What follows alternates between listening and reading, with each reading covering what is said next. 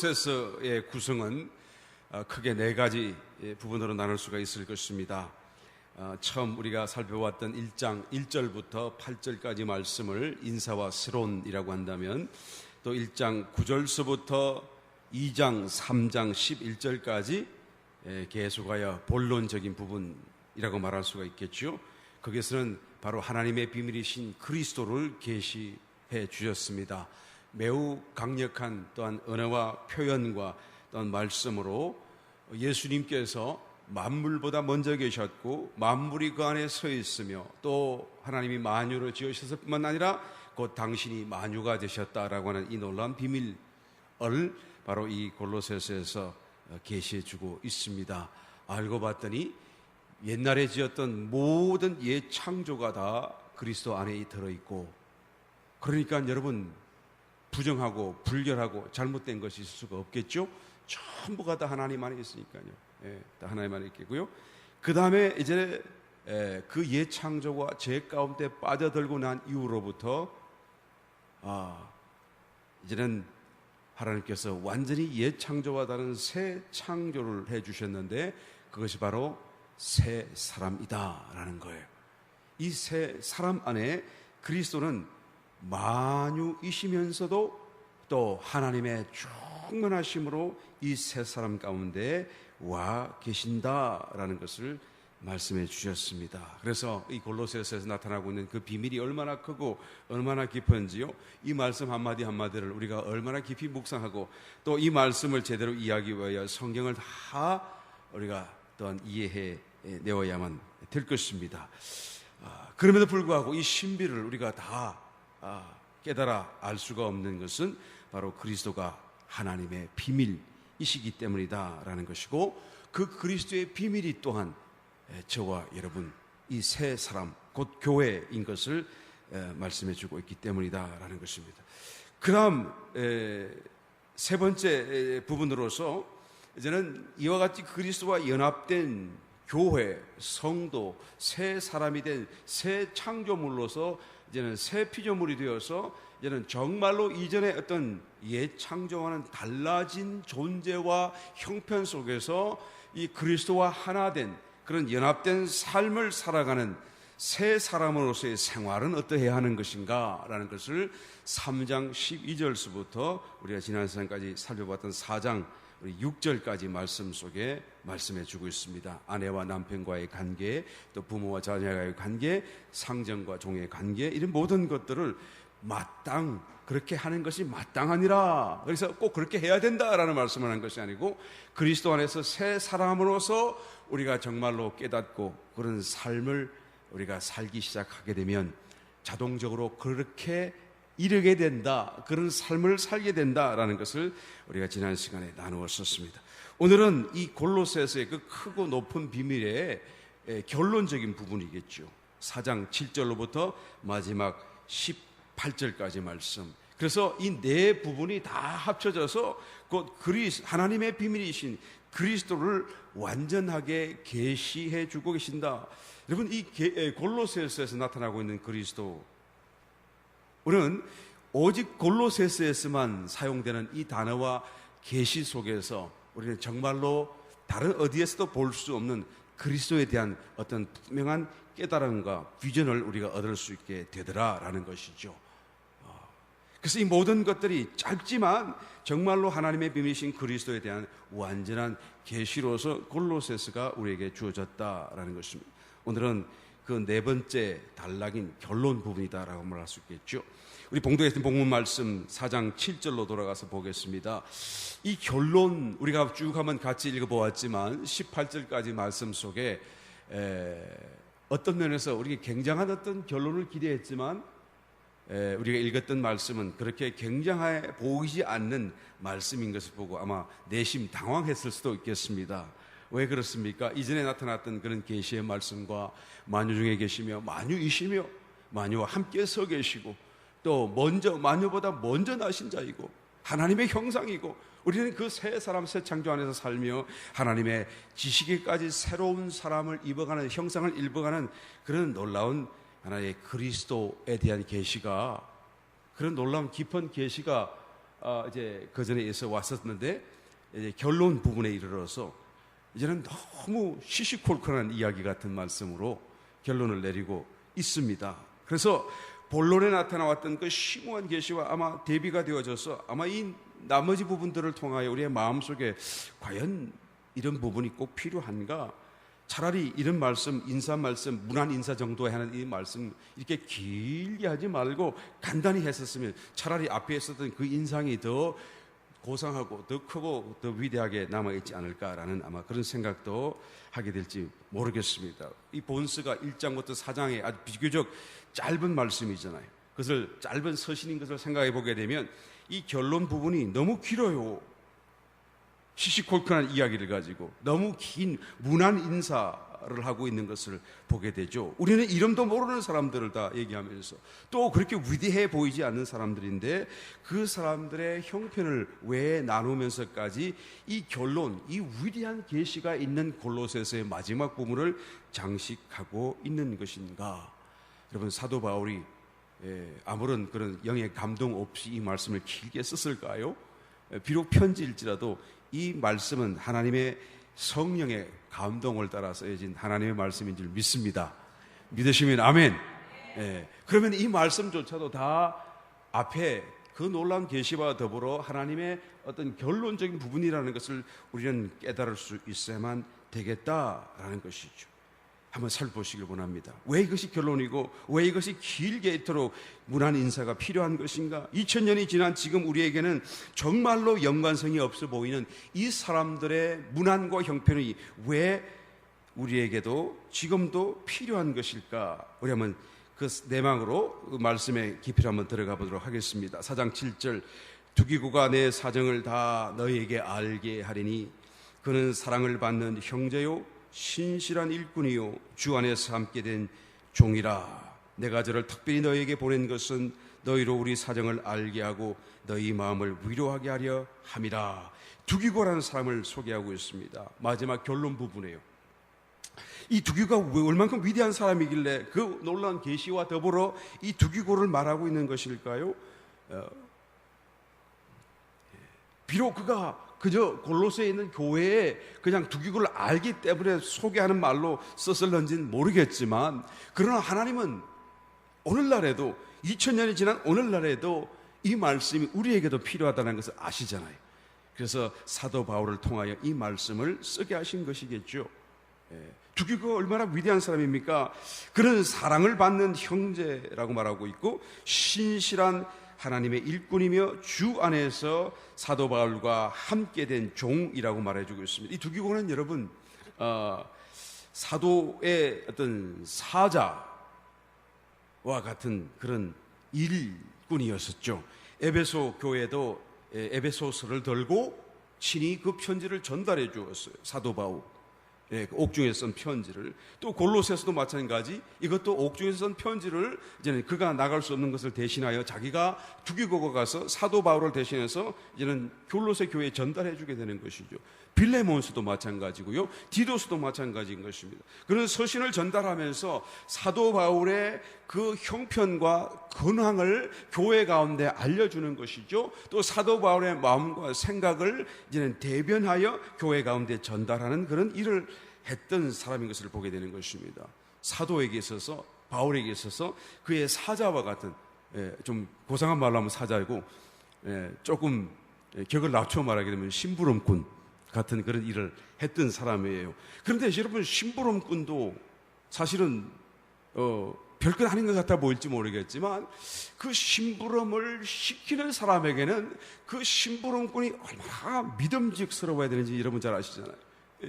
내가 어떤 사람을 대신하여 나 대신 어떤 일을 맡기고 그 사람에게 나를 대신하여 말하라고 할 때에는 그 사람이 어떤 사람인가를 내가 얼마나 깊이 신뢰하지 아니한다고 한다면 그 사람을 나를 대신해서 보낼 수가 있겠습니까? 그래서 이 두기고를 사도 바울이 자기를 대신해서 심부름꾼으로 사역하도록 교회를 찾아가면서 자기의 글과 편지를 보내게 했더랬는데요. 그것은 바로 사도 바울이 이 두기고를 굉장히 신뢰했다라고 하는 아주 단편, 아주 적인 그런 정명이 되겠죠. 그래서 다시 말하기를 4절 7절에서 그는 내 사정을 너에게 알게 할 텐데 그는 사랑을 받는 형제요 나이겠어요.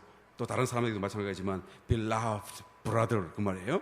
그래서 나에게 특별히 사랑을 받는 형제요, 정말 신실한 일꾼이요, 주 안에서 또한 그저 나의 종이 아니라 함께 된 하나님의 종으로서 그는 지금 이 사역을 하고 있다라는 것을 말하면서, 내가 너희 가운데 두기고를 보내는 것은 내가 지금 옥중에 있으니 너희를 찾고 싶으나 찾을 수 없는 것을 두기고가 나를 대신해서 너희에게 마치 나의 사정을 다 이야기하고 너희로 안심하게 하기 위한 것이다, 마음의 위로를 얻게 하려 하는 것이다 라고 두기고를 이제 말하고 주고 설명하고 있죠. 9절 말씀, 신실하고 사랑을 받는 형제 오네시모를 함께 보내노니, 두기고와 더불어서 오네시모를 함께 보내겠다라고 말하고 있습니다. 여러분, 오네시모는 빌레몬서에 나오는 그 빌레몬의 종이었었어요. 노예였었죠. 이 골로새 지역에 있는 이 빌레몬은 큰 부자였던 것 같아요. 그 빌레몬에게 있었던 노예였더랬는데 이 오네시모가 그 주인인 빌레몬에게서 도망쳐 나왔어요. 근데 그냥 나온 게 아니라 재산을 훔쳐서 도망쳐 나온 것이죠. 그러니까 그냥 그때 당시로 로마법으로 종이 도망치는 것만 해도 주인이 임의로 그를 사형시킬 수 있는 그런 권한이 있었더랬는데, 심지어는 재산을 훔쳐서 도망쳤으니까 이 오네시모는 정말로 어떤 면에서는 사형에 아주 합당한 그런 하나의 죄인이었던 것을 보게 되죠. 그런데 이 오네시모가 그 나와서 어떻게 사도 바울을 옥중에서 다시 만나게 되었고, 사도 바울의 전도를 통하여 그가 예수님을 영접하여서 열심히 주를 먹기 시작하는데, 이제는 마침내 사도 바울도 그를 신뢰하고 정말로 오네시모가 귀한 일꾼이다라는 것을 깨닫고, 이 오네시모를 계속 자기 곁에 두기를 원하지만 그의 옛날 일을 사도 바울이 듣고 그냥 덮어둘 것이 아니다, 내가 가서 일을 정리하라 라고 하여 자기가 친필로 글을 쓰고 빌레몬에게 이제 이렇게 해서 오네시모에게 손을 쥐어주고 이제는 빌레몬을 찾아가게 했죠. 옛날 주인을 말이에요. 그때도 두기고를 함께 보냈어요. 이 골로새서에서도 함께 보냈지만 그 빌레몬에게 보낼 적에도 같이 두기고와 함께 보내게 된 것이죠. 그래서 그 빌레몬스를, 사도 바울 친서를 손에 들고 이제는 빌레몬 옛 주인을 찾으러 간 거예요. 한번 생각해 보시기 바랍니다. 갑자기 도망갔던 노예가 자기 앞에 떡 서 있는 거죠. 사형에 마땅한, 거기다가 재산까지 훔쳐갔던 이 용서할 수 없는 이 얼토당토하는 이 어떤 그 종이 자기 앞에 다시 찾아온 거, 제 발로. 그런데 보니까 자기 손에는 자기가 정말로 존경하는 사도인 바울의 편지가 적혀 있고, 그 편지를 읽어보니까 말이죠, 이 오네시모를 구구절절히 칭찬하면서 그를 용서하라, 주 안에서 형제되었다, 육신으로는 너에게 상전이고 종이겠지만 또 그러나 너에게 옛날 잘못한 것도 있고 빚진 것도 있었겠지만 그러나 그것이 아직도 갚아진 것이 없다고 한다면 나에게 말하라, 나에게로 회개하라, 내가 그것을 대신 갚겠다 라고 친필로 쓴 거예요. 빌레몬서 읽어보시기 바랍니다. 얼마나 정말로 오네시모를 사랑하는지 그냥 뚝뚝뚝뚝 거기에 애정이 넘치다는 것을 보고 그 편지를 받아들고 읽어가던 빌레몬도 아마 눈시울이 뜨겁게 붉어지면서 감동하면서, 이 오네시모가 이렇게 주 안에서 정말로 구원을 받고 이제 내가 존경하는 사도의 사랑을 받는단 말인가 라고 하면서, 아무렴 내가 용서하고야 말고 안 할 수 없겠구나 하는 그런 안에 감동 속에서 아마 이렇게 해우를 하게 되었으리라고 믿습니다. 그래서 이 오네시모가 그런 사람이었어요. 아주 형편없는 종이었고 주인의 재산을 훔쳐서 달아났던 그런 사형에 합당한 사람이었지만, 도망한 노예였지만 처음에는, 그런데 나중에 예수 믿고 구원받고 변화되고 난 뒤에는 그가 교회의 감독이 되었다라는 기억이 남아있어요. 그러니까 교회의 책임을 지는 장로로서 교회를 맡아 주의 일을 감당했던 그런 위대한 하나님의 사람이 되었다라는 것을 말씀해 주고 있죠. 그래서 이 오네시모를 지금 또한 소개하고 있는 것입니다. 골로새 교회에 내가 오네시모를 너에게, 9절, 함께 보내노니 그는 너희에게서 온 사람이라 저희가 여기를 다 너희에게 알게 하리라. 또 10절, 나와 함께 갇힌 아리스다고와, 아리스다고라고 하는 사람 여러분 이름이 기억하시겠어요? 저도 어렴풋한 기억 속에 이 이름이 남아있는데, 말씀을 준비하면서 한번 찾아보니까 성경에서 5군데 이름이 나오더라고요. 이 아리스도하고는 데살로니가 사람인데 유명한 사람이 아니죠. 뭐 굉장한 기적을 행한 사람도 아니고 뭐 굉장한 주의 일을 했던 사람도 아니고, 그런데 그가 이름이 기록되어 있고 그가 나타나는, 성경에 나타나는 그 현장마다는 공통점이 있어요. 어떤 공통점입니까? 사도행전에서 주로 나타나는데 바로 사도 바울이 고난을 받는 그 현장에 항상 있었더라는 거죠. 이 아리스다고가 사도 바울이 고난받는 그 시점, 그 현장에서 항상 그와 함께 그 고난을 같이 했다라는 것을 성경이 말해주고 있습니다. 사도행전 19장 29절에 보게 되면 에베소에서 그죠?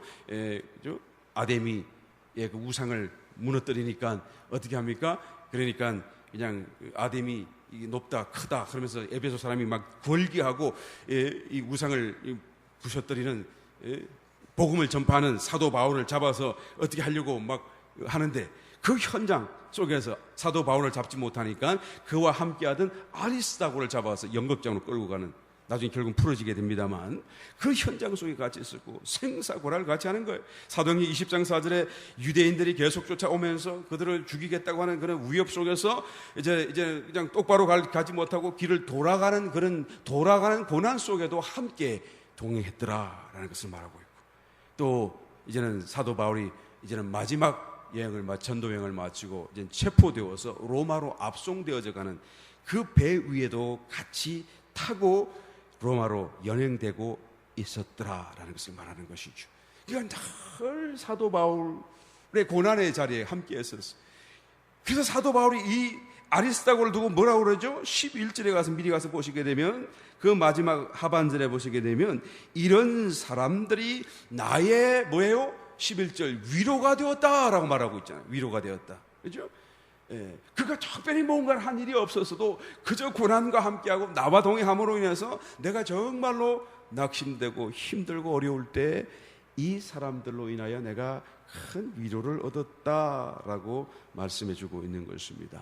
여러분, 아리스도거와 같은 그런 남에게 위로가 될 수 있는 일꾼들 되시기를 다시 한번 축원합니다.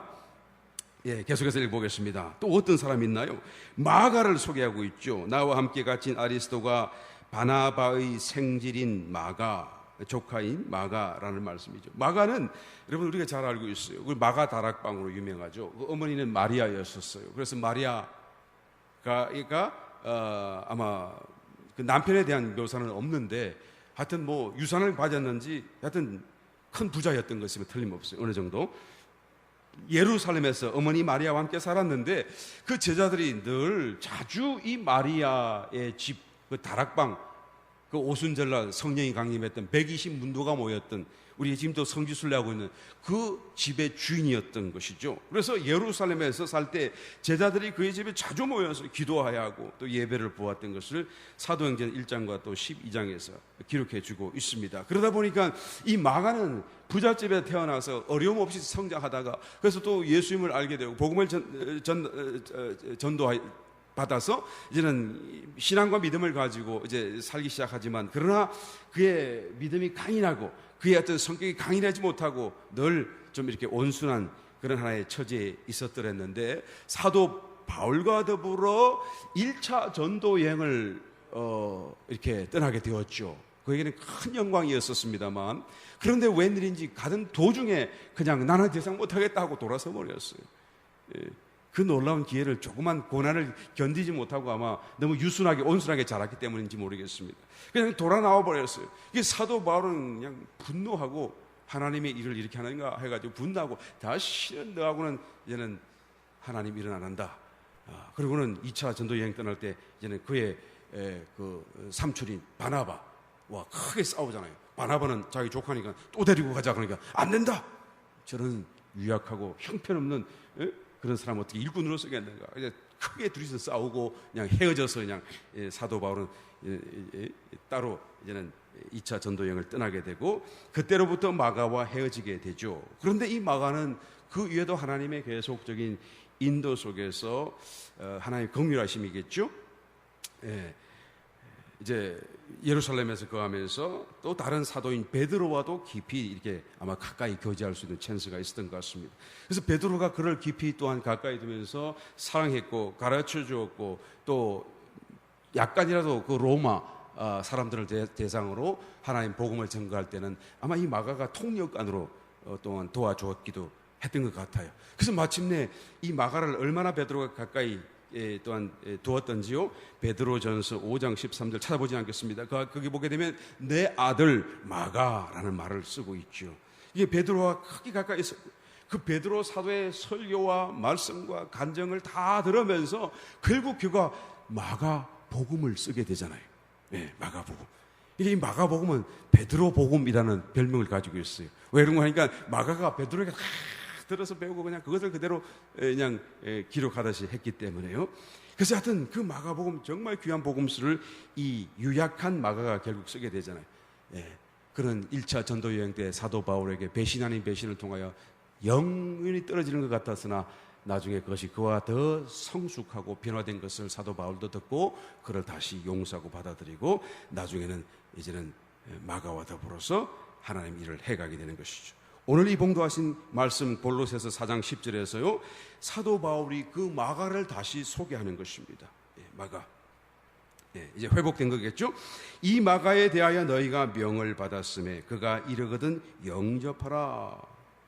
골로새 교회 편지 쓰면서 마가에 대해서 지금 이렇게 말하는 거예요. 또 11절 보겠습니다. 유스도라 하는 예수도 너에게 문안하니 저희는 할례당이라. 예수라고 하는 이름을 가져도 되는가? 라고 생각할지 모르겠습니다만 본래 예수님 오실 당시에 또 그 이전서부터 초대 교회가 있을 당시 그러니까 한 1세기 마지막 때까지 2세기가 시작하기 전까지는 이 예수라는 이름이 유대인들에게 아주 흔했던 이름이라고 그래요. 왜냐하면 여호수아라는 그런 히브리 언어가 바로 이렇게 예수라는 말이니까요. 그래서 이 이름이 아주 흔했던 이름인데 나중에 예수 그리스도를 배척하고 이 복음을 배척하고 그죠? 그리스도인 것을 부인하는 그런 하나의 유대인들의 그 배척 때문에 이제는 2세기가 넘어서면서부터 예수라는 이름을 더 이상 쓰지 않게 된 것이죠.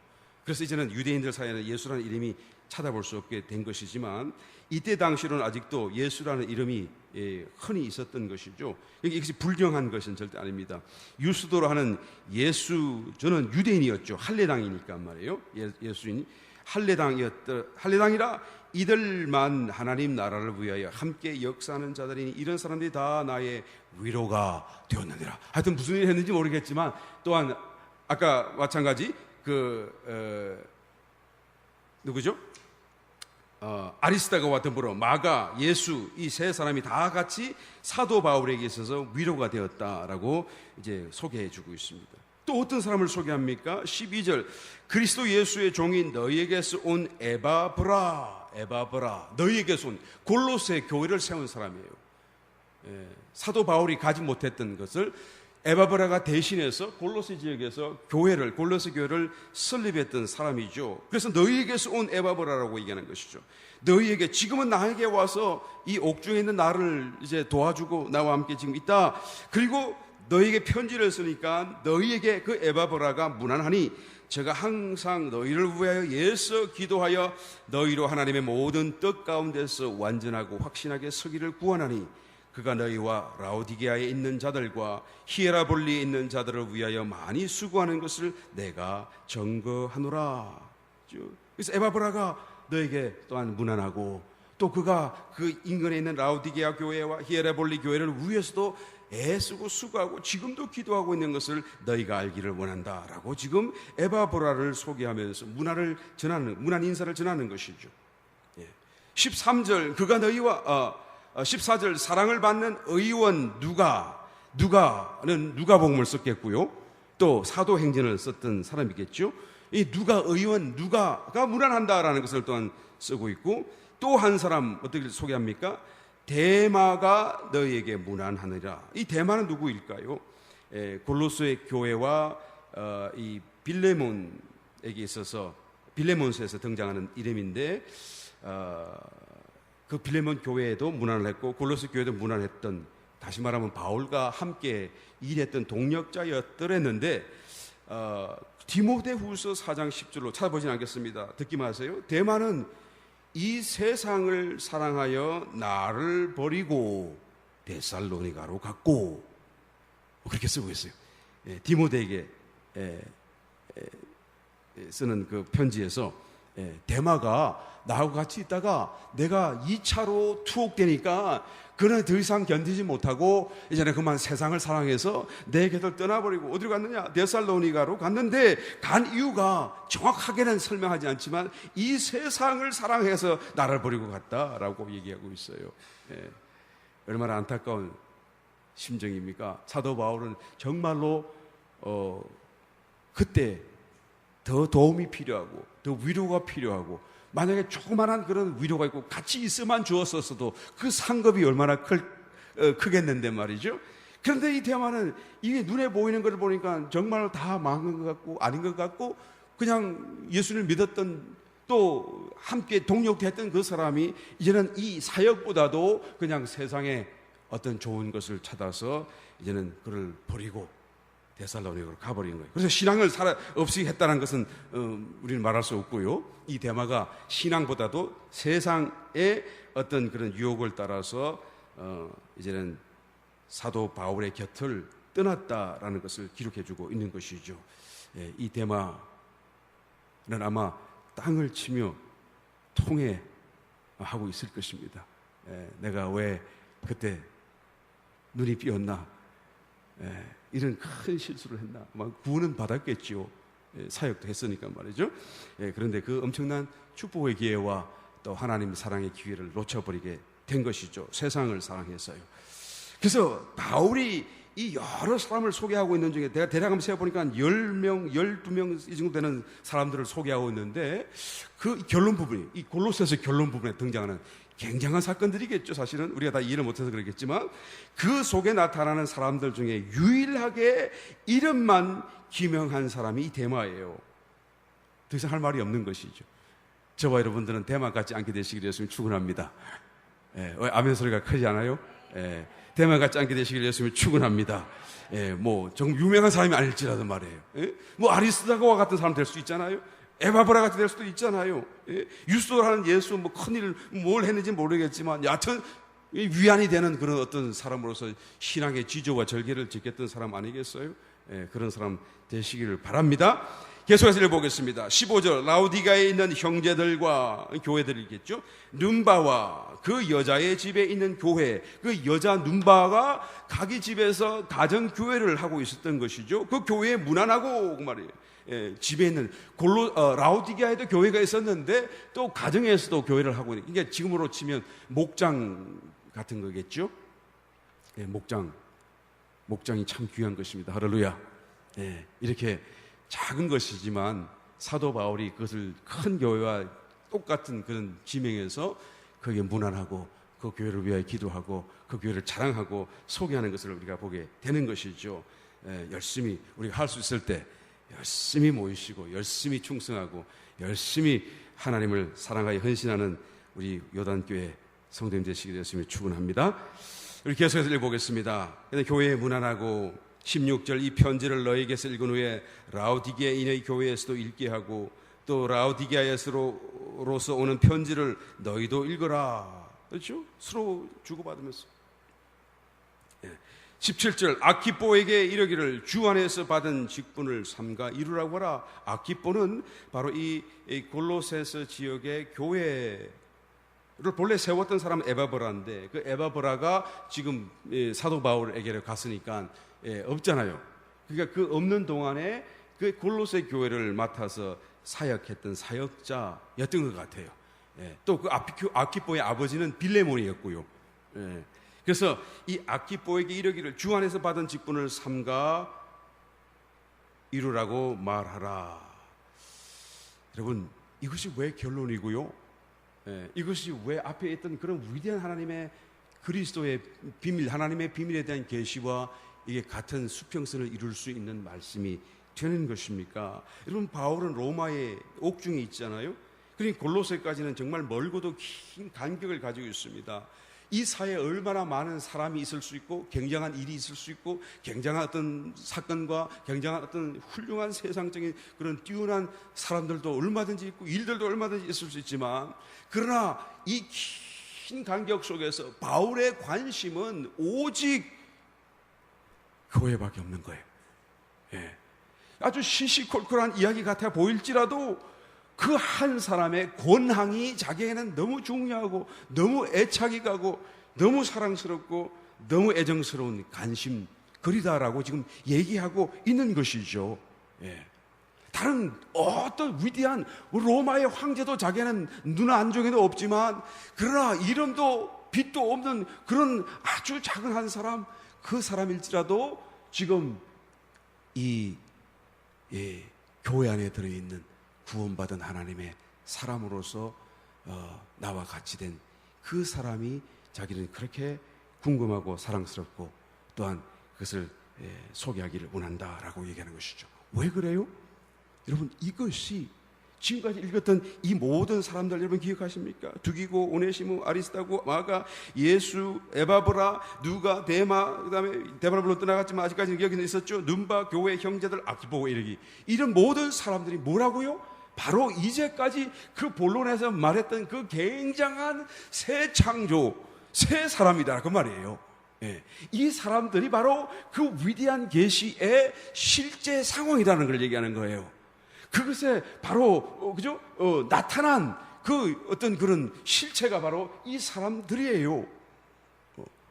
여러분, 겉에 보기에는 아무것도 아닌 것 같고 시시콜콜해 보이고 별것 아닌 것 같아 보일지 모르겠지만, 사실은 믿음의 눈으로 보게 되면 이 사람들이야말로 유일무이한, 다른 어떤 것과도 비교하고 견줄 수 없는 하나님의 새 창조예요. 그렇죠? 새 사람, 한 사람으로서 서로서로 지금 연결되어 있는 사도 바울과 하나 되어 있고, 또 머리이신 그리스도와 연결되어진 한 몸, 한 사람, 한 새 사람의 정체가 바로 이 사람들이기 때문이다라는 것이죠. 여러분, 깨달아지십니까? 예, 이 놀라운 사건, 우리가 지금 눈으로 볼 적에는 별거 없어 보여도 여러분, 교회에 있다라는 이 사실 하나만 갖고도요, 얼마나 우리가 감사하며 살을지 몰라요. 주님 오시는 그날에 우리가 영광으로 화하게 될 거예요. 왜요? 주님이 영광으로, 머리 대신 주님이 영광으로 이제는 임하시게 되면 우리는 자동적으로 그 영광이 지체니까 말이에요. 하나님의 영광으로 그냥 같이 한 몸으로 일어나게 되는 것이죠. 그럴 때, 와, 정말로 저 사람이 정말로 저 사람 맞아? 라고 할 정도로 정말 놀라운 하나의 변화 속에서 우리는 그리스도와 같은 형상과 영광으로 드러나게 될 것이다라는 것이죠. 이게 사도 바울의 이 안목에서는 너무 귀중한 것입니다. 그가 무엇은 일을 했건 안 했건 떠나서 심지어는 대마 같은 사람조차도 그의 눈에는 너무 귀중한 사람이다라는 것을 지금 말하려고 하는 것인 것을 우리는 깨달아야 된다라는 것이죠. 여러분, 이 새 사람에 대한 의식이라는 것은 우리 모든 믿는 사람들에게 얼마나 절실하고 필요한 것인가라는 것을 이 골로새서를 통하여 다시 한 번 더 전달받기를 예수님으로 축원합니다. 사도 바울이 모든 세상에 뛰어나고 좋은 것들을 배설물과 같이 여겼었더랬는데, 그가 이제 새 사람으로서의 공동체가 그렇게 소중하고 세상 삶 중에 유일한 그의 관심이 될 수 있었던 것은 바로 이 새 사람이야말로, 이 교회야말로 구원받은 자의 하나의 연결된 하나의 어떤 지체야말로 예창조와는 다른 새 창조요, 새 세계요. 거기는 정말로 이전의 어떤 삶과는 달라질 수밖에 없는 그런 삶을 지금 살고 있다는 것을 그는 알기 때문이다라는 것이죠. 우리가 지난 시간에 살펴봤던 3장 11절 여러분 기억하실 것입니다. 거기는 헬라인과 유대인 구별이 없고 할례당 모헬라당 야인과 스구디아인 종이나 자유인의 분별이 있을 수 없나니, 그리스도 예수 안에서요. 다시 말하면 새 사람 안에서요. 그리스도가 머리 되시고 우리가 그의 지체된 한 몸, 한 사람 안에는 더 이상 구별이 없고 더 이상 어떤 벽이 있을 수 없다라는 것을 말하는 것이죠. 오늘 봉독하신 말씀 속에도 아까 16절 말씀에 이 편지를, 골로새에 주는 이 편지를 너희가 다 읽은 후에는 라오디게아인에게도 읽게 하고, 또 내가 라오디게아인에게 교회에 썼던 편지를 너희가 가져와서 너희도 다시 읽으라. 그렇죠? 골로새 형편에 맞는 교회 편지를 썼는데 그 편지가 저기에도 그대로 필요하고 저기에 썼던 편지가 너희에게도 그대로 필요하다 그 말이에요. 다시 말하면 교회와 교회의 벽도 없다 그 말이죠.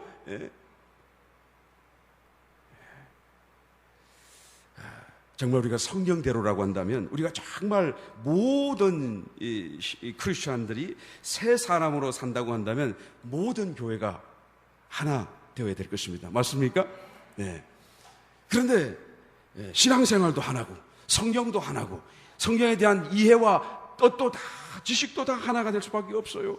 그런데 사람들이 자기의 이게 부족한 지식과 어떤 안목으로 자꾸 말씀을 쪼개어서 보게 되고 또한 하나님의 마음을 만지지 못한 채 피상적으로 자꾸 그것을 자기의 어떤 유익에 맞도록 끌어당기다 보니까 자꾸 파가 생기고 분당이 생기는 것이죠. 침례교회가 왜 생겨요? 물론 침례가 많은 의미를 가지고 중요한 것입니다만 여러분 침례가 무슨 그런 큰 의미가 있나요? 그리스도를 대체할 수 있을 만큼 큰 의미를 가집니까? 성결고 물론 성결해야 되죠. 그렇지만 여러분 그리스도가 어떤 성결한 그 개념과 어떻게 대치될 수 있어요? 교회가 그리스도잖아요. 맞습니까? 그런데 왜 성결교회라고 말을 하냐 그 말이에요. 왜 침례교회라는 말을 하냐 그 말이에요. 그죠? 그냥 교회면 되잖아요. 맞습니까? 그러니까 우리 교회 이름이 요단교회. 그래도 그 중에서 참 잘 지은 것 같아. 이름 다른 거 다 빼고 말이에요. 어떤 사람들은 뭐죠? 무슨 제일 좋은 교회. 그러면 다른 교회는 자동적으로 두 번째 교회가 되고, 뭐 중앙교회. 그러면 자기는 중앙에 있고 다른 사람은 다 껍데기 변방에 있는 교회가 되는 자동적으로 되는 거잖아요. 그러니까 자기가 저절로 어떻게 해요? 하나님이 하나고 그리스도가 머리시고 하나인데 그 하나를 자기가 자꾸 구별해내는 거예요. 그렇잖아요. 그 교회면 된 거야. 교회면 다예요. 교회가 그리스도예요. 여러분 잘 들으세요. 자기 교회를 자랑하지 말고요. 그리스도를 자랑하세요. 우리 교회를 자랑하지 말고요. 그리스도를 자랑하세요. 할렐루야. 교회는 물론 자랑해야 되겠지만 우리 교회는 이렇게 멋있고 뭐가 있고 무슨 잘 돼 있고 무슨 프로그램 무슨 시스템이 되나 그거 자랑하지 마세요.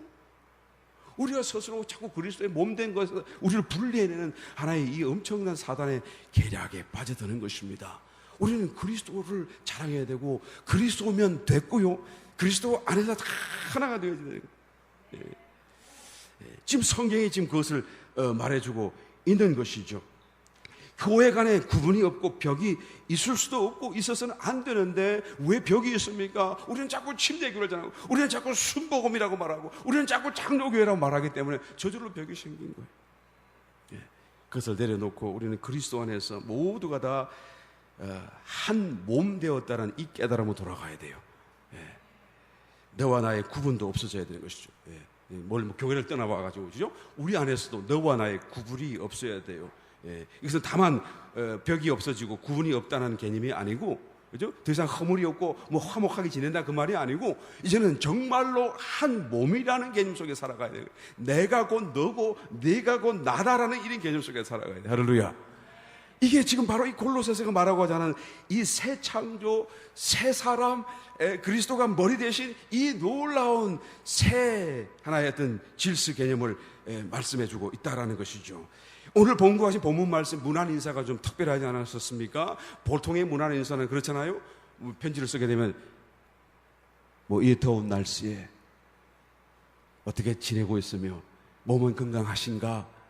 또 어떤 별거는 없으신가? 이렇게 자꾸 물어보게 되는데 오늘 문안 인사의 말씀은 가만히 보게 되면 전부 자기 말만 해요. 그냥 내가 너에게 문안한다. 누가 문안한다. 너 다 이렇게 해라. 그죠? 이렇게 하거니 이 정상적인 문안 인사가 아니잖아요.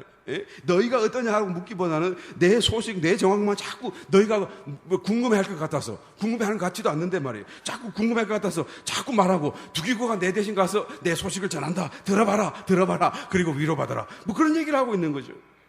또 나와 함께하고 있는 자가 누구인데 그 사람들이 다 너에게 지금 문안하고 있구나 그 말을 지금 하고 있는 거예요.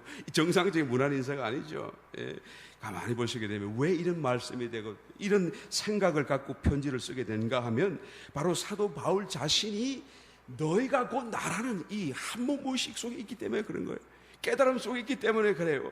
나도 너고 내가 나라는 한 몸, 새 사람 안에서 하나 됐다라는 이 의식 속에서 편지를 쓰고 있기 때문이다라는 거예요. 여러분, 이것을 정말로 감동으로 전달받을 수 있게 되시기를 축원합니다. 그래서 나와 너가 하나예요. 우리 교회가 전부 다 하나예요. 하나가 되시기를 축원합니다. 아직도 안 됐다고 하면 하나가 꼭 되시기를 축원합니다. 너의 행복이 곧 나의 행복이다 하는 그런 마음이 정말로 들어야 돼요. 팔과 다리가 다 한 몸이고, 눈도 한 몸이고, 입도 한 몸이고, 다 한 몸이잖아요. 그런데 팔과 다리는 맨날 수고를 하는데 가만히 보니까 입은 맨날 먹기만 하고 말만 하고 말로만 하고. 그러니까 팔다리가 야 너는 어떻게 해서 맨날 먹기만 하고 우리는 이렇게 수고하는데 우리의 수고를 다 너가 근거로 너는 편안히 지내고 말만 하는구나, 불공평하지 않아 라고 말을 했다고 치면, 그러면 입이 뭐라 그럴까요? 그래 좋아, 내가 아직 안 먹을게. 안 먹을게. 그 입을 딱 닫고 있다고 칩시다. 그럼 어떻게 되죠? 입도 팔도 다리도 다 이게 쇠약해져 가고 같이 죽는 거죠. 구별할 수 없어요. 그러니까 팔다리가 아이고 그래 먹어라. 네가 나고 내가 네고, 네 행복이 내 행복이고 내 행복이 네 행복이다 라고 하는 그런 고백을 드릴 수밖에 없지 않겠어요. 이게 한 몸이라는 개념이에요. 여러분, 성도 간에 서로가 서로를 그냥 따로 생각하지 마세요. 아이고 저 사람 꼴보기 싫어서, 아이고 저 사람은, 그게 아니라 저 사람이 곧 나예요. 그게 지금 그리스도 안에서 한 몸이라는 이 말씀의 의미인 것이죠. 저 사람이 잘 돼야 내가 잘 되는 거예요. 그냥 생각으로 그런 게 아니고 정말로 그렇다는 것을 깨닫게 되시기를 지금 축원합니다. 그래서 그 사람이 사랑스러워져야 돼요. 겉으로 볼 적에는 그냥 아무 생각 없이 볼 적에는 아이고 못난 사람, 아이고 지지도 못난 사람, 그런 생각이 들다가도, 그러나 내 마음속에는 그를 그냥 말할 수 없는 사랑이 솟아나오고, 저를 내가 더 이상 마음속에 미워할 수 없는 그런 새로운 감정, 새로운 느낌 속에 내가 그를 대하고 살 수 있다라고 한다면, 바로 그 사람이야말로 이 새 사람 의식이 있는 사람인 것이죠. 사도 바울과 같은 사람이 있는 것이죠. 여러분, 나에게도 이 새 사람, 한 몸으로서의 이 새 사람 의식이 나에게도 있는가? 내가 예수 믿고 구원받고 새 사람은 변해야 되는데 그게 아니라 정말 예수 믿고 구원받고 이제는 예수 안에서 예수가 됐네요, 그 말이에요. 이 새 사람 한 몸으로서의 새 사람 의식이 나에게도 있는가? 이게 골로새서의 주제예요. 골로새서의 중심이고요. 만약에 그것이 나에게 있다라고 한다면 그 사람은 가장 성숙한 자의 가장 올바르고 건강한 신앙적인 길에 서 있는 것입니다. 내가 열심히 하고 내가 굉장한 것 같은데 내가 교회에서 다른 사람을 아무도 사랑하는지 않는다고 한다면 그 사람은 지금 절대로 올바르고 성숙한 자의 길이라고 말할 수가 없는 것이죠. 왜 그렇습니까? 새 사람 안에 들어있지 않은 거예요. 머리로서 그리스도 대신 머리 대신 그리스도께서 나에게 가장 가까이 있다는 것을 언제 느끼는가? 내가 정말로 새 사람으로서 모든 지체가 다 나와 하나다라는 이 느낌 속에서 말할 수 없는 새로운 사랑과 감정 속에서 사람들을 대할 수 있다고 한다면, 바로 그 자리에 그 순간에 우리는 머리 대신 그리스도에게서 주시는 공급을 우리는 체험적으로 느낄 수가 있을 줄 믿습니다. 여러분, 이 골로새서를 통하여서 다시 한번 이 사도 바울이 짧지만 강력하게 전가하고 있는 이 그리스도의 비밀을 따라서 정말로 이 놀라운 은혜의 자리로 다시 깊이 들어올 수 있게 되시기를 예수님이 축원합니다.